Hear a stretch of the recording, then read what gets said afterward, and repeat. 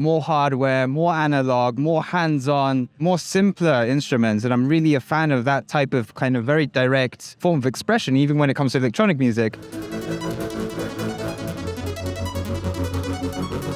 Hi, my name is Tats. I'm CEO of Korg Berlin. I did work in Korg headquarters in Tokyo for about 10 years, but now I'm here. Korg Berlin is about 2.5 years old now, and we're a group of 10 people making new instruments.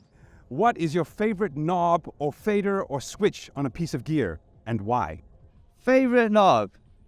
Right, oddball question, so maybe oddball answer, volume knob. Yeah, okay, on any particular piece of gear? Look, in general, I think it's a very it's the humble volume knob.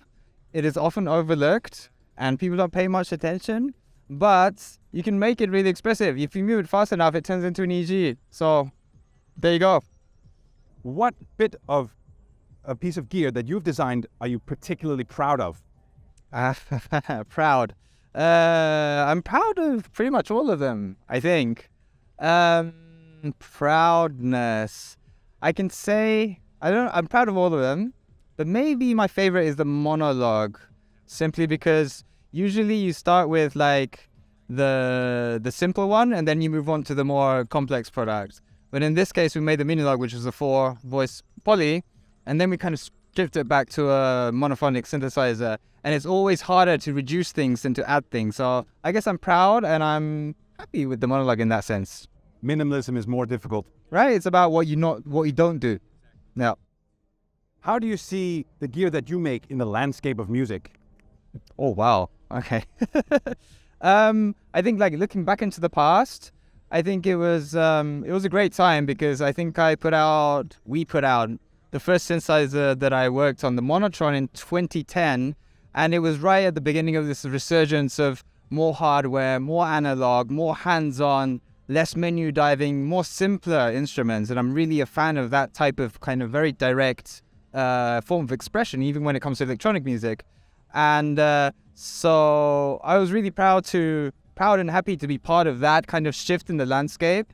And actually, not to talk too much about what we're showing here, we are showing something completely new here. So hopefully that marks a shift in the coming like landscape of instruments.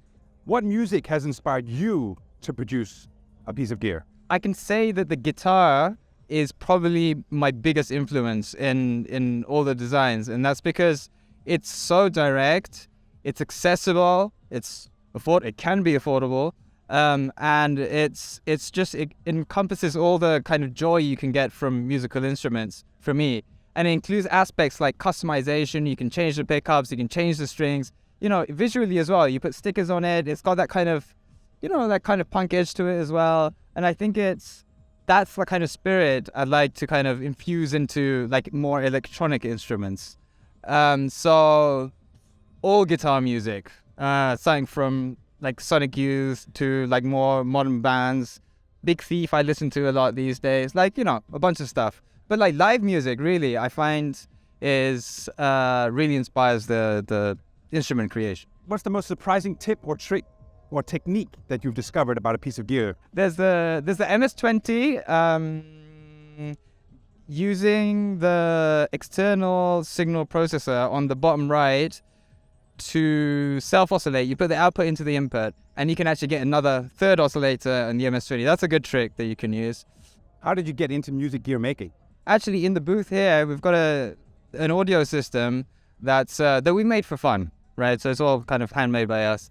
And I got into making gear from like audio stuff. So building speakers, building amplifiers, that kind of thing. I mean, obviously I had formal training after that in electrical engineering. So that really allowed me to engineer products.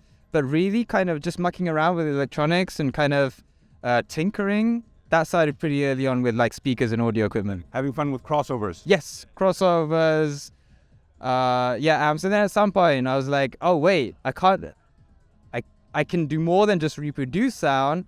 I can generate sound by making an oscillator, and that's where it all started with the synthesizers. How do you most often start on a new piece of gear? I think in terms of process, it all starts from drawings, right? So obviously the inspiration has to come first, And that happens always differently. So there's no one way where you get an idea for an instrument. But once the inspiration is there, I draw a lot. I use a lot of paper and I just keep drawing. And then I put it into like Illustrator or something. And then I kind of formalize the features. And then I think about like how it can be engineered. And then it just ends up as a product. How do you know when a piece of gear is finished? I think you know when it's finished. Actually, you have a gut feeling? Yeah, like when you're not sure if it's finished, I don't think it's finished. There's a parallel with the painter, right? It's like, when do you know the paint's finished? And then like you keep adding more and more, and then you ruin it, for example, right? So there's always the fear of adding too much and ruining it. But in my experience, I found that not only just with me, but with the teams I work with, it's like you reach a point where it's like, yeah, that's good, it's ready. Bad answer, but you just know when it's finished. What is the best creative or production advice that you've ever heard? Production advice? Listen dry. Take all the effects off and listen to your mix. Yeah. Because if it works minimally, then it works. Yeah, exactly. Excellent. Yeah, thank you so much. Thank you. Pleasure.